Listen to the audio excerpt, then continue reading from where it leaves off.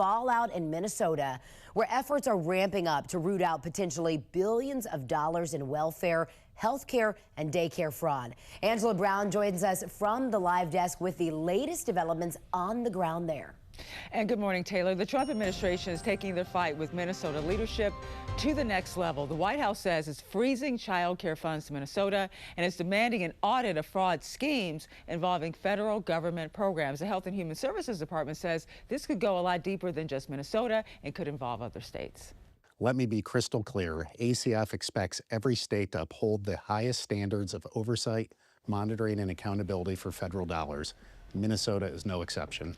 Well, the center of this investigation is coming from that viral social media video that we showed you this week, where social media influencer Nick Shirley, this guy right back here, went door to door to daycare centers and other businesses where it appeared the majority of them were just fronts. Now, moving forward, HHS is going to require Minnesota and other states to receive prior justification plus a receipt or photo evidence before authorizing a payment. Meantime, the Department of Homeland Security sent agents to Minneapolis as part of their probe into alleged fraud. Now, so far, the DOJ has charged nearly 100 people in connection to this investigation. We're keeping tabs on this story here at the live desk online, thenationaldesk.com.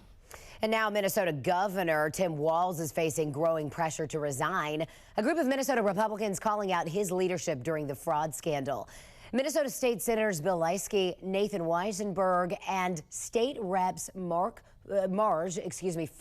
and Drew Roach and Mike Weiner wrote in a joint statement, quote, "The red flags were everywhere, yet year after year the fraud kept growing, and year after year nothing changed. When a governor fails to do what he is required to do, when he watches a crisis spiral out of control and does nothing to stop it, that is nonfeasance.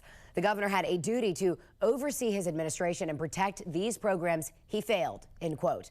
Lawmakers also say that whistleblowers have told them that the Walz administration tried to keep quiet concerns about the fraud.